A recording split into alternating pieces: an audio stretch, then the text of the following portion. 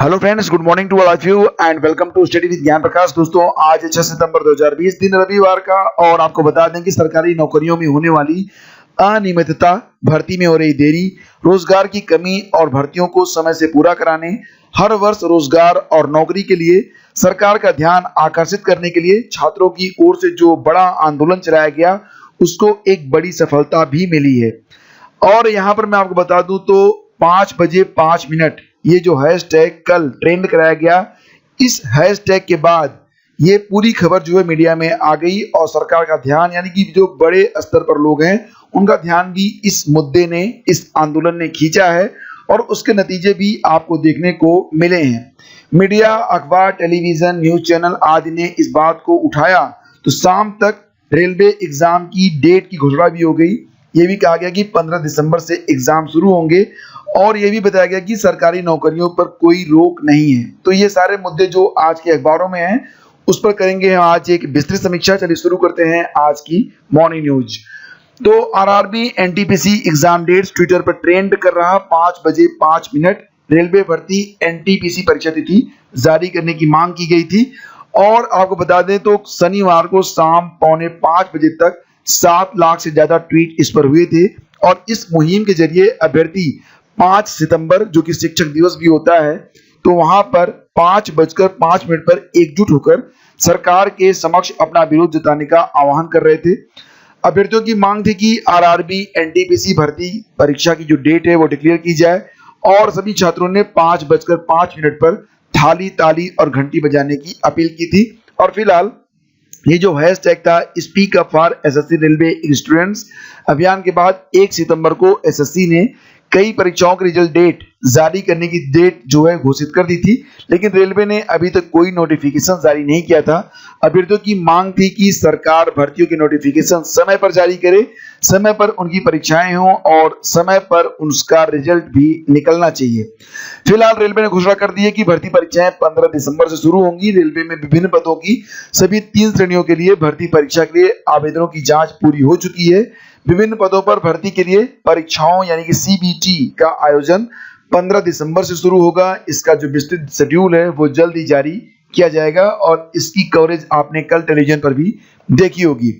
तो ये है आज के अखबारों में। हालांकि तमाम अखबार अगर आप उठाएंगे तो आपको अलग अलग तस्वीरें देखने को मिलेंगी, लेकिन रोजगार के लिए थाली बजाकर बुलंद की आवाज, तेजी से खत्म हो रही सरकारी नौकरियां और उसी अनुपात में बढ़ रही बेरोजगारी से त्रस्त युवाओं ने शनिवार शाम 5 बजे 5 मिनट तक थाली और ताली बजाकर अपना विरोध दर्ज कराया है।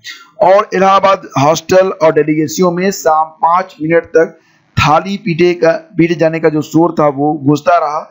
शहर के अलग अलग इलाकों में हजारों छात्र रोजगार के लिए इस अभियान में शामिल हुए और प्रयागराज में जो तमाम स्थान है लाइक ममफोर्डगंज डेलीगेसी में आबकारी चौराहे पर शनिवार शाम बड़ी संख्या में प्रतियोगी छात्र जुटे। इलाके का बड़ा हिस्सा ताली और थाली पीटने की आवाज से गूंजता रहा। सलोरी, बघाड़ा, अल्लाहपुर, बेली, राजापुर, गोविंदपुर, दारागंज समेत कई अन्य डेलीगेसियों में भी प्रतियोगी छात्रों ने थाली और ताली बजाकर रोजगार की मांग की। सीएमपी कॉलेज के पूर्व छात्र संघ अध्यक्ष मोहम्मद राशिद के नेतृत्व में दर्जनों छात्रों ने कॉलेज के गेट पर थाली, ताली, शंख और घंटी बजाकर बेरोजगारी के मुद्दे पर केंद्र सरकार के प्रति अपनी नाराजगी जाहिर की।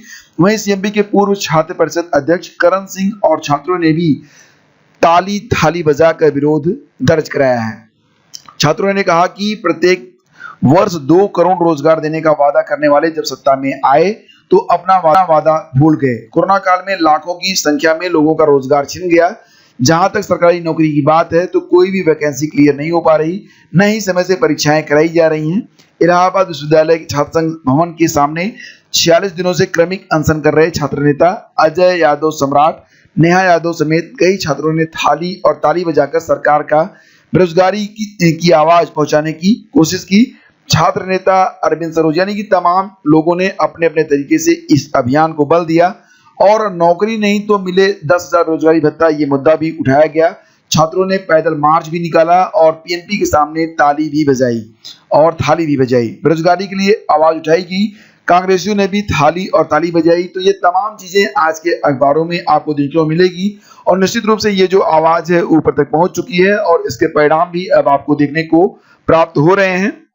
जैसा कि ये खबर है कि चयन बोर्ड अब नहीं कर सकेगा भर्ती शून्य, यानी कि जो भर्तियां हर वर्ष शून्य हो जाती हैं 2016 के बाद टीजीटी पीजीटी यानी कि शिक्षक भर्ती जो थी वो नहीं आई थी, तो अब हर वर्ष जो शिक्षक भर्तियां हैं वो आने की बात यहाँ पर कही गई है। नियमित भर्ती परीक्षाएं कराने का आदेश भी आया है। प्रदेश में बेरोजगारों के लिए बड़ी खुशखबरी है। माध्यमिक शिक्षा सेवा चयन बोर्ड उत्तर प्रदेश अब भर्ती शून्य नहीं करेगा, बल्कि उसे प्रधानाचार्य, प्रवक्ता और प्रशिक्षित स्नातक यानी कि टीजीटी शिक्षकों का नियमित चयन करना ही होगा। शीर्ष कोर्ट के आदेश से एडेड माध्यमिक कॉलेजों में तदर्थ शिक्षकों की नियुक्ति की नौबत नहीं आएगी और पठन पाठन भी प्रभावित नहीं होगा। इस आदेश से चयन बोर्ड को जल्दी भर्ती निकालनी होगी। और आपको पता होना चाहिए कि इसी माह एक शिक्षक भर्ती आने भी जा रही है जिसमें 16,000 के आसपास पद हैं। सूबे में लगभग 4500 से अधिक अशासकीय सहायता प्राप्त माध्यमिक कॉलेजों के लिए प्रधानाचार्य, प्रवक्ता और टीजीटी के शिक्षकों के चयन का जिम्मा चयन बोर्ड पर है। 4 वर्षों से चयन बोर्ड ने कोई नई भर्ती नहीं की है, जबकि कॉलेजों में लगातार शिक्षक जो है वो रिटायर हो रहे हैं और बड़ी संख्या में जो पद है वो खाली हो रहे हैं। और आपको बता दें तो चयन बोर्ड ने 10 वर्षों में केवल 3 भर्तियां की है। 2011, 2013 और 2016 में प्रवक्ता और टीजीटी शिक्षकों की भर्तियां निकाली थी। 2019 में भर्ती निकालने के लिए चयन बोर्ड ने कोर्ट में हलफनामा भी दिया, लेकिन उसकी राह अभी तक देखी जा रही है। फिलहाल आज की जो खबर है वो हमारे जो छात्र हैं उनको राहत देगी कि अब जो ये भर्तियां हैं वो नियमित रूप से आएंगी, और अगर नियमित रूप से आती हैं तो ये बहुत ही अच्छी बात होगी। और सरकारी विभागों में नौकरियों के मामलों पर सरकार ने किया साफ, भर्ती पर कोई भी रोक नहीं है। तो जो क्लैरिफिकेशन है उसको देख लेते हैं। There is no restrictions or ban on filling up of post in government of India. Normal recruitments through government agencies like Staff Selection Commission (SSC), UPSC, Railway Recruitment Board (ETC) will continue as usual without any curves। तो सरकारी विभागों में नए पदों के सृजन पर लगाई गई रोक को लेकर कांग्रेस की ओर से लगाए जा रहे सभी आरोपों को खारिज करते हुए सरकार ने स्पष्ट किया है कि इन उपायों से नियमित भर्तियों पर कोई असर नहीं पड़ेगा। नियमित भर्तियां बिना किसी प्रतिबंध या कटौती के जारी रहेंगी। उल्लेखनीय है कि कोरोना की वजह से वर्तमान वित्तीय हालात को देखते हुए केंद्र सरकार ने सभी विभागों में नए पदों के सृजन पर रोक लगा दी है और वित्त मंत्रालय ने के व्यय विभाग की ओर से शुक्रवार को जो निर्देश जारी हुआ था उसके बाद सभी मंत्रालय, गृह विभाग, उनसे जुड़े कार्यालय और उसके जो अधीनस्थ कार्यालय हैं, वैधानिक संस्थाएं और स्वास्थ्य संस्थाओं के लिए ये बातें कही गई हैं कि वहां पर होगी, लेकिन जो गवर्नमेंट जॉब है उस पर कोई भी कटौती नहीं की जाएगी। ये क्लैरिफिकेशन आ गया है सरकार की ओर से। और मैं आपको बता दूं तो ये जो सारी खबरें आप यहाँ पर देख रहे हैं वो आपको विभिन्न न्यूज़पेपर्स में भी देखने को मिल जाएगी। रेलवे की जो भर्ती प्रक्रिया है वो पटरी पर आ गई है। 15 दिसंबर से परीक्षाएं होने वाली हैं। कुल 1,42,000 पद हैं और इस पर लगभग 2.5 करोड़ जो परीक्षार्थी हैं वो हिस्सा लेंगे। कंप्यूटर आधारित भर्ती परीक्षाओं की तैयारियां युद्ध स्तर पर शुरू हो गई हैं। भारतीय रेलवे की ओर से भर्ती प्रक्रिया रेलवे की अधिसूचना जारी कर दी गई है और रेलवे बोर्ड के चेयरमैन बीके यादव ने बताया कि कोरोना के प्रकोप की वजह से भर्ती प्रक्रिया ठप हो गई थी, जिसे अब शुरू किया जाएगा।